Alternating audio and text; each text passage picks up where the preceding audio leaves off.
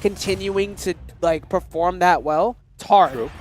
But this Pichu is really working well for him. We'll talk more about him afterwards if he happens to beat Pelka. But right now we're going into game number 1 here. Losers quarters of LingLing versus Scot. This matchup is actually something that is always very entertaining to watch. And I see Pelka walking over to the winner's bracket walk as well. Or not the winner's bracket. Well, he won. So we'll be seeing Pelka on the other side of things afterwards. I believe against Hawk. So yeah, like you were saying, this matchup is very interesting. Both of these characters rack up so much damage so quickly, and the big thing is Tornado and Nair for Luigi being combo breakers, and he's able to get out of a lot of the stuff that Peach is doing. Very quick hitboxes, can catch the turnips. And you see, that's exactly why Ling threw out the F smash there, because Ling can't commit to going to like a Nair because he's going to get hit by the frame 3 Nair of Luigi. You put the forward smash out there though, and then Scot's going to take the damage. So Ling adjusts his combos to work against Scot, make him uncomfortable, and then adjust later to see if he can close it out. Right. So yeah, he's it's going to be a little bit different for both of these characters than you're normally going to see in neutral. Ling can't do a lot of the stuff that he wants to do. Forward air is not going to take it just yet. Turn up, he still has his jump. Yeah, exactly. And this is a huge part of the matchup right here, because you pretty much have to commit to only going in a linear approach, and Ling is so good at punishing linear recoveries. One quick thing, Dr. Liam, I hope we see you around the summertime too. I see you getting ready to go to bed. We appreciate that you're watching the stream with us. And right now we're looking at Ling has got a pretty clean stock. Well, right now, not gonna. Oh yeah, that's one of those. Not gonna what? That's one of those where like if you do not if you read to the DI you go, there's very small windows where he could potentially confirm into the up B. Same thing off of up tilt too. So Ling has to be very careful in those situations, knowing his percents where it's gonna happen. Yeah, Scot is just a man of shutting me up because I didn't think anything was going to happen there, and he just died. 119 blessed, 30% on Ling. Yeah, Scot is just, like, he's such an explosive player, but Ling as well. Like, Ling is normally way more defensive, but when he has his openings to punish like so, he confirms pretty much every time. Is that the bad eyes? Yes. It is. And now Scot has it. And Scot just tried to return it to the earth. He did not like his veggies. Yeah, he just wanted, he didn't want to do anything with it. But dash attack gonna drop another turnip, and that's the like, what is the threshold for them to drop items? Do you know? Honestly, I do not have that answer. But what I do see is that Scot's gonna go for a down B attempt, and that could potentially be the second stock and even things back up. Yeah, and any one combo from Luigi or Peach can decide whether who is in high percent, who is quite low literally, percent. yeah, that's quite literally the matchup between these two. Like, not even so much just the matchup in general, but it's like who gets the more explosive interaction first. Now, even though Ling has 0% right now compared to the 62, he's going for small trades. All Scot needs is one grab to even this back up, or one potential falling up air read. Yeah, and 86%, like, Peach is going to start being able to kill you with many options in a little bit more percent, but Scot, he just needs that one grab, that one combo starter, and he can get himself back in this. I was about to say he's going to start looking for that jump fair read, and that time trying to read the roll. But Scot, like he's just DIing out. Yeah, and he's just putting hitboxes out now too, just to try and stop Ling from going for it. Up tilt. Oh, he needs to be careful now. Down throw to up B could potentially connect right around now. You already see he's holding shield, trying to catch him for it. You see, he tried to go for it right there. He tried to go for the grab so he could get the potential up B. Good air dodge there. So it's looking dangerous, especially since he's off stage now. What is he going to do? Okay, good option there. That was a good call too. Opting to go for the second Luigi rocket that time instead of going for the up B. Oh, good call. Oh, he tried to go for a misfire, but he also commits going off stage trying to catch Ling sleeping. Right now, this is super dangerous for both characters, and he's going to get the ledge trump, and he's going to get the back air. A little bit nerfed in this game, ledge trumping is, but if you are unprepared for it, you will still die for it. Every single week, I always say that, like, even though ledge trumping may not be as strong, that's one of those things you need to hold in your back pocket. Like, don't get rid of that option because you might catch someone not prepared for it, like so. And now Scot's got to be prepared for that going into future games. Right.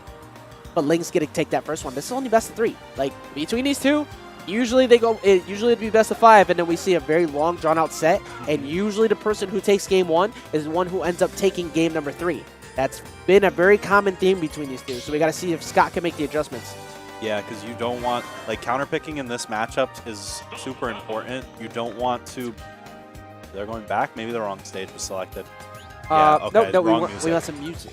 Okay, yeah, no, they definitely don't want us to be snoozing over here, especially since we're going to Smashville, which we had to deal with for so long in Smash. Yeah, but at least they didn't pick the the end credit Final Fantasy-esque game theme song that makes you fall asleep. Speaking of Final Fantasy, he's heading towards Luigi. Come on, I can't be this good at reading these things. He's deciding. Yeah, am I really that godlike at saying Final Fantasy? You might pick Cloud. Okay, there it is. All right. All right. About to say. I mean, Scott, he has so many characters. I wouldn't be surprised if he really would not be surprised if he had a solid Cloud. He had a good Cloud at the end of Smash 4. Very but true. He was working on it, trying to make it his secondary. Yeah, so Ralph the second, honestly, I would agree with that. I think Scott is a contender for best Luigi.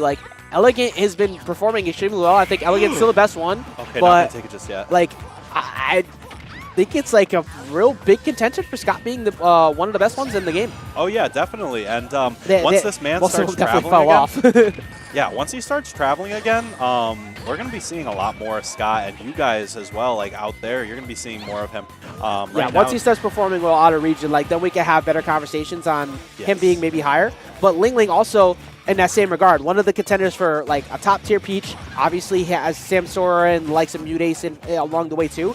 But every single event, Ling is continuing to improve, and you see that this DI also on point. He can stay alive, but also the float game on point too. Just gonna avoid that, but good option coverage. I like it. He threw out a couple down tilts to bait out the potential get up attack. The invincibility on down B would beat it out. Yeah, but he ended up catching the roll instead, and right now we're in that game again where if you get edge guarded as Luigi, that's what's gonna happen. It's a hard knock life. It's something that Luigi has to deal with. not being able to rise with that down B, but doesn't need it because he's gonna use it. And Ling just barely dying to that. I don't know if maybe Ling jumped towards the blast zone or it was just a very long hit stun, but I did not assume Peach was gonna die in that situation.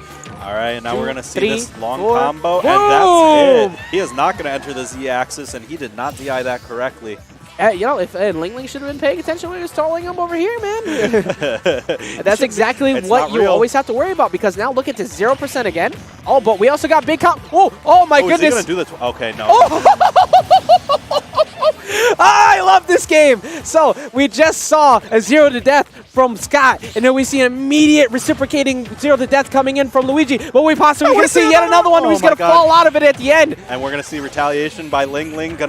Okay, never mind. He's going to get beaten out by that option. Dash attack not going to do anything right now. He held down to get that extra hitbox, and he's going to get the double grab into back air, taking the stock and taking the game. We're going to game 3, guys. I love this game. I love watching this stuff. Just being able to see the way that he reciprocated off of that 0 to death. He had to turn up in hand, and even though he didn't get all the way through, he got 80%, and then he called him out on that fair. That was such an excellent answer from LingLing, and that's exactly how these two play. Look at them. They're both, smiling about it, too. Luigi's 0 to death, as just explained by Scott, is not true. And then on top of that, Ling's 0 to death. Who's that, DM? DM, you played Pikachu. Yeah, shut up, DM. You played Pikachu, man. Yeah, but I mean, that was more of a read. He just called him out. He saw where he was going. And also, we were talking about it before. Obviously, it's hit or miss depending on how you feel about 0 to death. Obviously, yeah.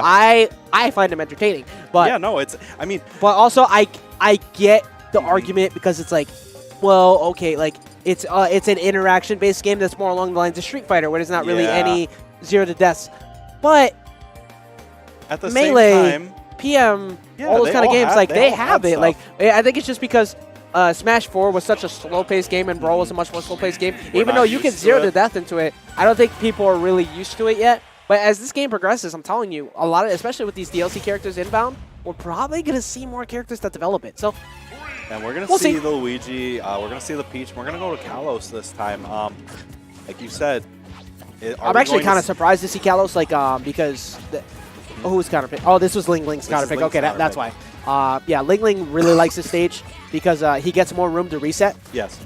And like you were saying, counterpicks in this game, they're very strong. And the winner of game 1 usually wins the set. But let's see if Scott can break that right here and right now.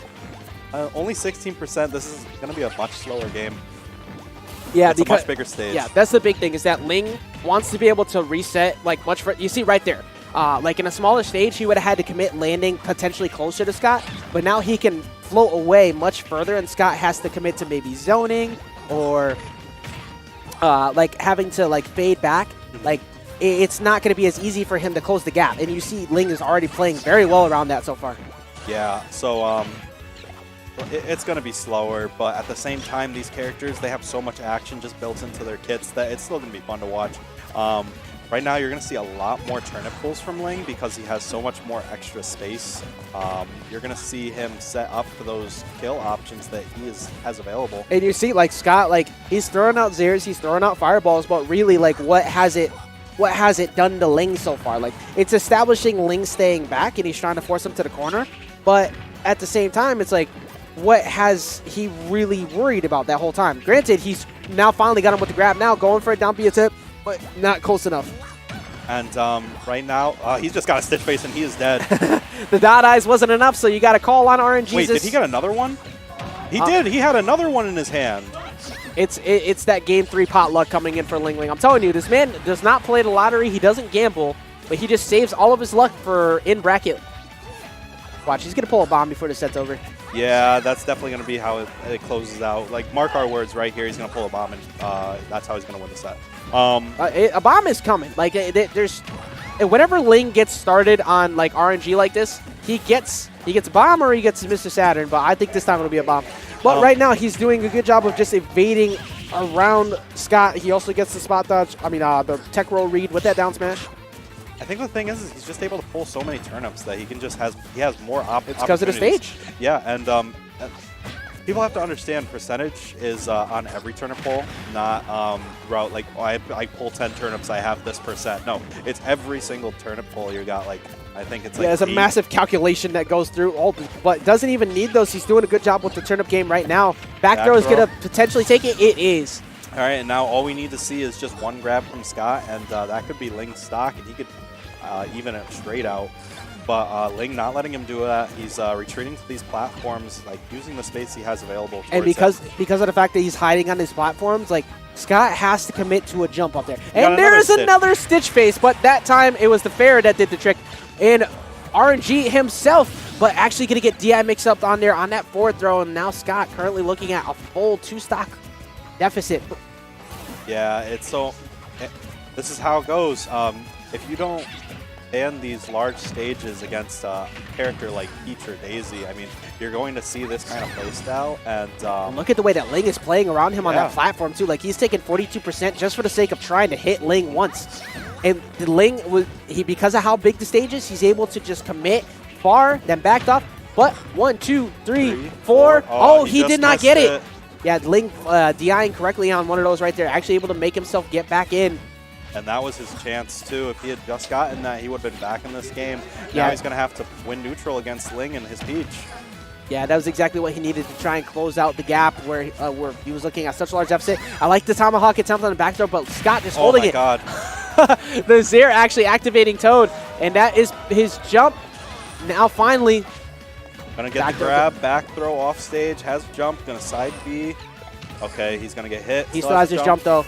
That was a good weight on him. If he did it immediately, Ling would have caught the counter. And now he's just calling out jumps. Yeah, he's trying to call him, trying to catch him running in to potentially get a kill there or force him off stage. Back throw, down throw into up B attempt. That's a hard punish. There's nowhere to go, unfortunately, and that's going to be the stock. That was another time, like, he was trying to close the gap. Like, all right, it was close to percent window. Right. I'm going to go for the down throw, up B, but didn't get it. And we are going to see Scot go down in losers quarters, gets 5th place. Very hard fought 5th place because we had a lot of invaders come out. Speaking of which, most of those invaders who did really well in previous weeks went down a little bit earlier today. Yeah, so that's true. Like a lot of people, a lot of local players like held their ground this time. Yeah, no, they weren't able to bully their way I mean, well, through unfortunately for Wildfire, he ran into Mars along the way, so he was the one who got like. He got the hard end of the stick along the travels, but Bobby Wasabi also going down to Hawk. And I don't remember who else. I know that Nuggets went down to... Who did Nuggets go down to?